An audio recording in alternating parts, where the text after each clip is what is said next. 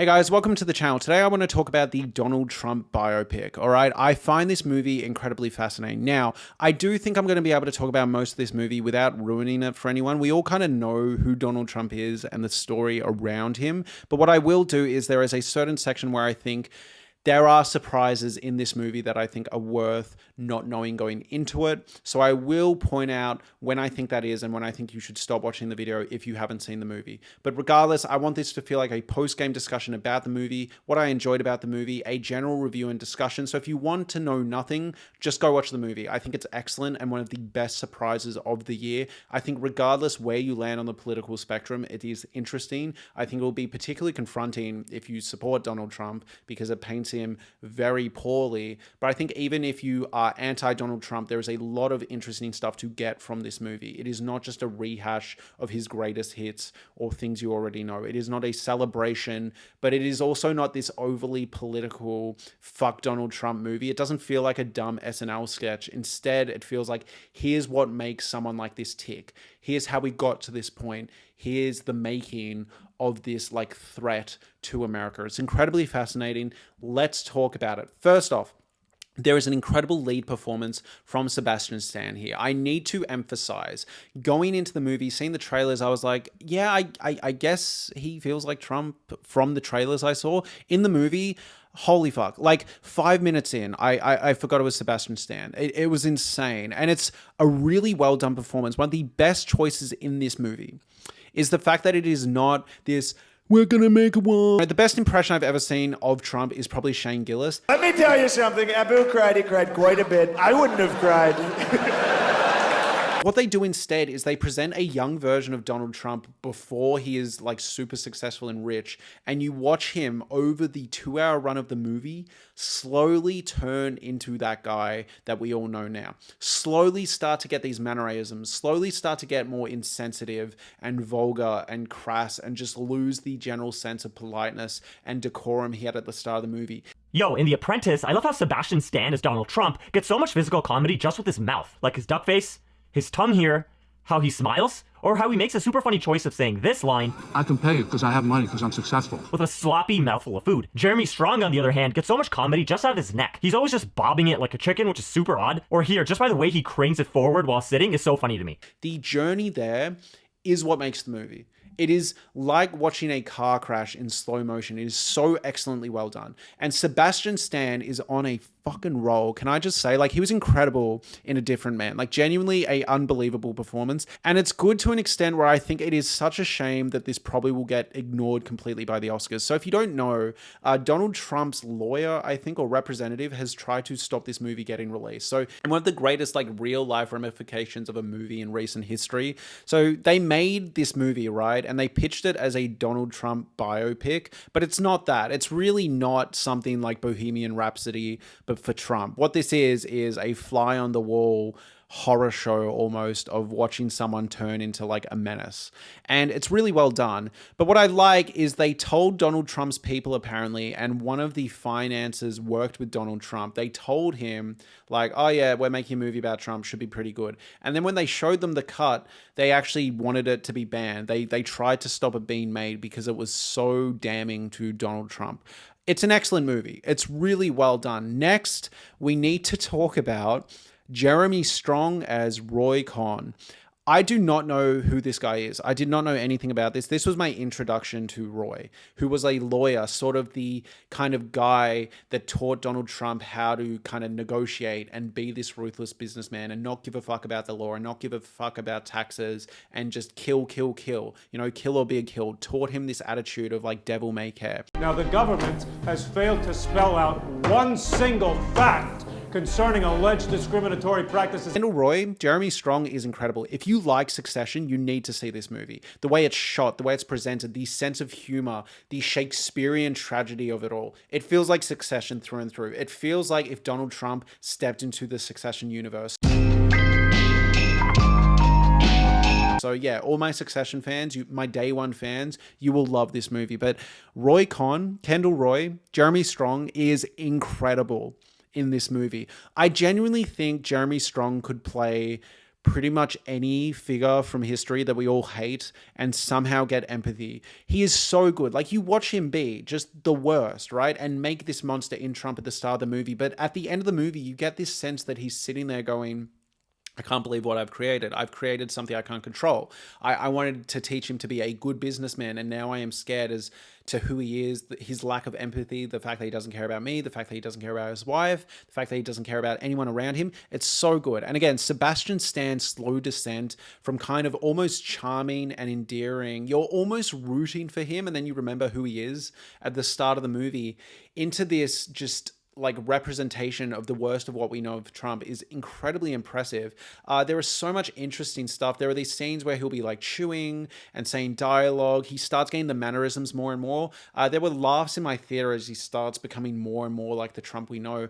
I read this great review that apparently someone in the front row of one of the screenings was like a diehard Trump supporter, and he was watching this movie that most people, even right-leaning people, perceive as a rather horrific, confronting movie.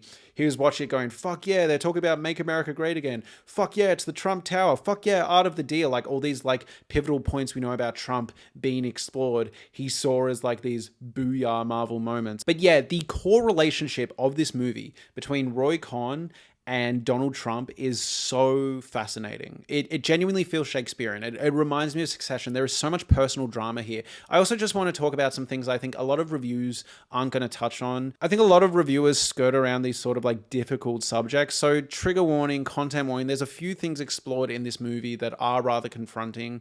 One of them is an angle of homophobia within Trump.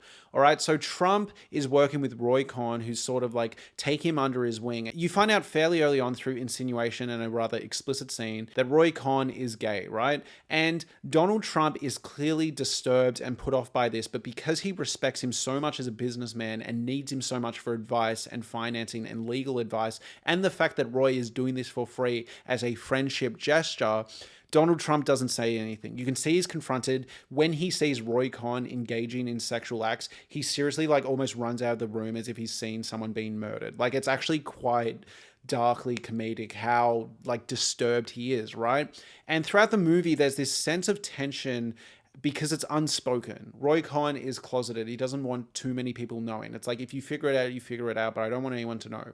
And Donald Trump seems bothered by this throughout the movie. He constantly seems like he's a bit scared that Roy is going to make a move of him.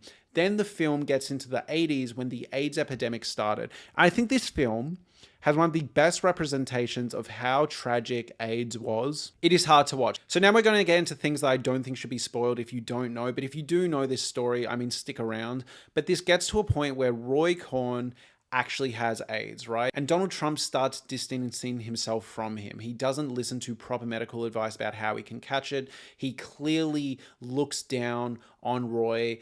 There's a great scene where Roy Cohn actually confronts him for removing his partner from the Trump Tower and abandoning him, and it's harrowing. And again, a lot of this is credited to Jeremy Strong's excellent performance, but we can't actually downplay how good Sebastian Stan is as Donald Trump. This scene is just two of our best actors just going toe to toe. It's absolutely astonishing to watch them fight. You kind of are angry at both of them and feel it's really well done. It's really well done. One of my other favorite scenes is this incredible scene towards the end. There is a birthday, I think, for Roy Cohn, and Donald Trump gives this shithouse speech. Tiffany & Co. cufflinks that have the word Trump on them, which are already a self-centered gift. But then Donald Trump's wife, played by Maria Baklava, actually says, like, those are zirconian. He didn't even get you real ones. There's also just this great sense of tragedy throughout the movie as you are watching Roy slowly realize, oh my God, I've lost control. Like, he's not listening to my advice anymore. He's getting too big for his boots. I can't even justify who he is. It's really well done.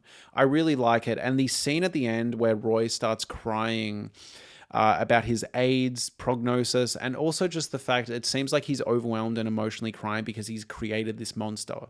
It's so good. It's so fucking good. This movie was so much better than I expected. I thought I'd like it. I didn't think I'd like it this much. Now we need to talk about Trump's relationship with Maria Baklava. I believe Ivana Trump. This is really, really well done. So basically, he likes her at first. He really wants to sleep with her. They fuck around. He eventually gets married to her. And this peaks in this moment that is really confronting. So again, spoiler talk, leave if you don't want anything spoiled. But there's this scene, right, where he's kind of been abandoning her. He's been talking to people around him like, oh, I don't find her attractive anymore. I like her boob job, but I don't find her attractive anymore. He is becoming the Trump we know, right? The Trump we've seen in debates, the way he talks about women. It's actually quite confronting because you were almost kind of interested in following his story at the start of the movie. Now you're seeing him behave like this, and it's a really sharp turn. And there are peaks in this moment where Maria Baklava, Ivana Trump, comes up to him and gives him a book. And I think the book was called like How to Find the G-Spot or something, like, you know, spicing up your sex life with the female pleasure in mind. And he seems disinterested. He's like, I don't want to talk about this shit. I'm not interested. And they get in this big fight. She calls him orange, starts roasting the fact that he's put on weight. And he proceeds to sexually assault her. It's very graphic. It's very full on. It takes a really sharp turn. And I think the camera work needs to be commended in this scene and throughout this movie. It is so handheld. It feels like invasive documentary filmmaking. You know, it'll get right up in their face, and as a result you feel like you're in the room in this scene. It's incredibly confronting, incredibly horrific, and I've seen a few people say that this was an unnecessary scene. I disagree. First off, I think anyone who thought this movie was going to be a fuck yeah Trump movie or an awesome Marvel like biopic for Trump, I don't know what you're going to do with this scene, because this scene is a lot. And in terms of portrayals of sexual assault, I think this is actually one of the most confronting. It's not the most graphic, it's not the most long, but it's the fact that the camera is right in there with their two faces. And Trump proceeds to whisper something that is so cruel and so mean. I think you'll know it if you've seen it, but for those of you who haven't seen it, after this book that she's given to him to spice up their sex life, he proceeds to assault her, and while he's doing it, he's whispering in her ear, oh yeah, have I found the G-spot? It's disgusting. It's cruel, it's mean. It reminds you of what you've seen Trump throw out in debates with Hillary Clinton and Joe Biden, but mainly Hillary Clinton. It's awful. It's an awful, awful scene. I think it needed to be there. And at that point, it feels like he's taken a turn. And I think Maria Baklava's character is just so interesting because I think her characterization is really well done. She has a lot of empathy, but also I think she is shown to be quite a powerful businesswoman in her own. It feels really a shame that she's paired up with this dickhead. And yeah, the scene is a lot. But I think it needed to be there because it throws the movie into really tricky, uncomfortable territory. And this scene, paired with the scene where Trump proceeds to treat his friend Roy like absolute garbage and forget about him and discard him, is a really hard watch. By the end of the movie, you are drained and confronted. I think it's excellent. I think it's really, really good. I loved pretty much every minute of this movie. I think it was really well paced. Again, I loved the camera work. I loved how it looked. I actually thought it looked really good. I've seen a lot of people say it looked ugly. Disagree. I thought it looked really cool. It slowly kind of becomes more and more VHS as the film goes on. But yeah, I think these scenes are well done to show how Trump starts to treat the people in his life. I think for the most part, a lot of the cameos and a lot of the like, oh, you could be president one day, aren't actually that shitty. I've seen a lot of people say that like, oh, it feels like this silly little like callback or reference. But no, I think it's interesting to see that at the start when Trump is a bit more innocent, people are actually suggesting that to him. They're like, you could be president one day, I reckon. And then as he becomes more horrific, more of an arsehole, and that actually becomes more of a possibility, they stop saying that to him. Because it's like they don't want that anymore. It's really, really well done. But yeah, I thought Jeremy Strong in particular, all his scenes were so good. His body language and the way he embodies this character is so well done. But yeah, Sebastian Stan just crushes it. And it was so good to see that it was a genuine, authentic portrayal. He's also talked in an interview about the fact that like what we were interested in doing is not portraying him as this caricature. We wanted to find the person in there because at the end of the day, he is a person. He isn't an alien. He didn't come out of nowhere. And Sebastian Stan made the argument that this movie is important because it helps people understand. It helps people understand what makes a person like that the person they are and how we got there, how we got here, how we got this version of Trump, who is about to be the president. And I can't emphasize enough how crazy it is that we have a movie coming out, leading into the election, portraying the president sexually assaulting his wife. Like that's in the movie. And this guy is currently running for president. And this movie got released. And unfortunately, I think it had to do it outside of the mainstream studio system. So I don't think Jeremy Strong and Sebastian Stan are going to get the Oscar nominations they deserve. But I think this movie honestly deserves a lot. I think the screenplay is excellent. I think the lead performances are excellent. I've seen a lot of people say that this movie doesn't have a lot to say. I think that's stupid. I don't agree. I think that's a complete misread. I don't think this movie is saying a lot that has already been said. I think it's really interesting. And look, I don't live in America. All right, so maybe all of you have heard it just time and time again. But for me, watching this movie, I was genuinely like, oh, I'm learning stuff. And this really contextualizes what I've been hearing from, across the pond. I think it's excellently well done. Please check it out. Check it out, check it out, check it out. Thank you so much for watching and have a lovely day.